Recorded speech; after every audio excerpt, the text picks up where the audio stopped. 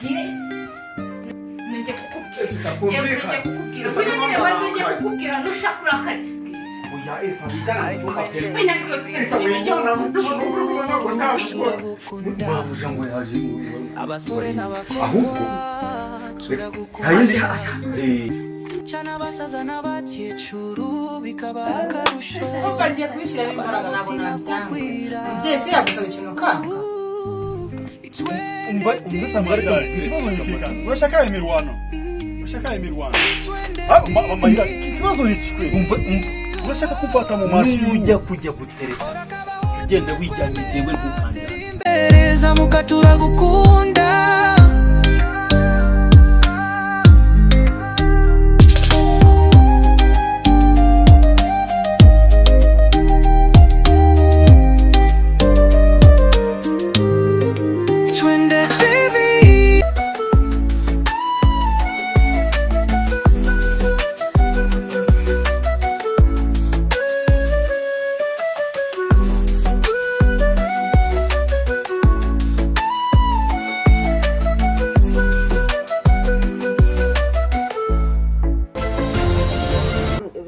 Nyambwiye ngo mukanya mwaye muri hano ngo muramusangira inzoga na mayira. Sasa narindi hano kabisa.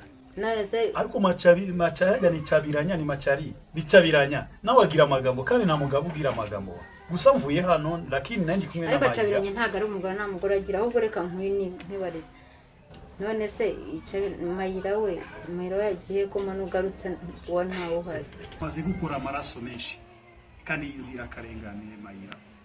Sasa leo kabisa tunamure icumi.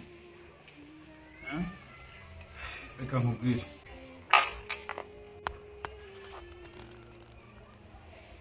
Reka nkwereke gahunda tujyamo. Gira haguruka. Inzoga yanjye ntabwo nayisiga wana. Keretse niba utayishuye. Oya yizane nari. Ni pombe kabisa ni nzuri kweli. Ko batagarutse we. Ugeza nani isa ntaguri womenya wowe ntaguri wamfindura.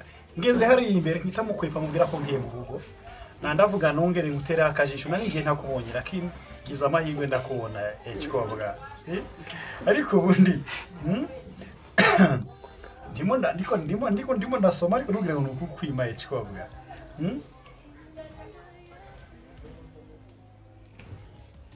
Abanyarwanda bazava mu musiga ryinyo. Wasangira ekikobwa. Mayira twari kumwe lakini namusize hama ndavuga nse ngutera akajisho nkurebe. Ariko ko ndeba udatekanye ekikobwa ko ndeba udatuje. Umura hari kibazo kitekanye. Reka nkubwire rero. Urohamo ekikobwa. Ufite shida bwo. Shida gani? Reka nkubwire. Nimba ushaka kutuganira. Igiza hirya ntebe. Wicare hirya ho gato. Ntabwo jya nicare nigeze hirya yicare gutya. Nigeze hino. Ndahaguruka. Sibyo? Ndahaguruka ngende.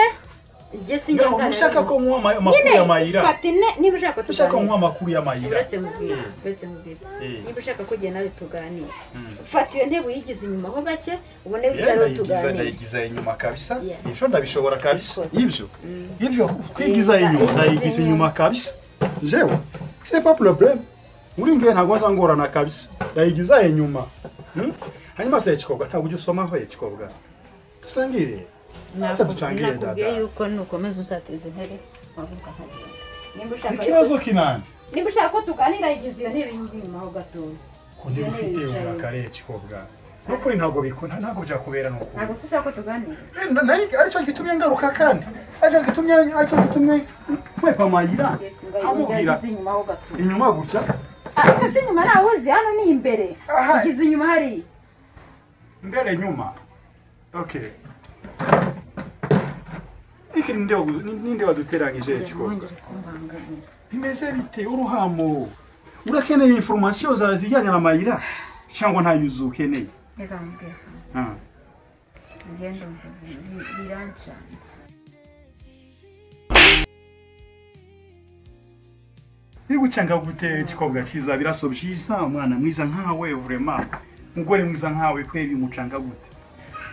Ahubwo sasa ndashaka ngewe umbwire tuje mu nzu muhe amakuru ya mayira yose. Kuko mayira dukoranye igihe kinini.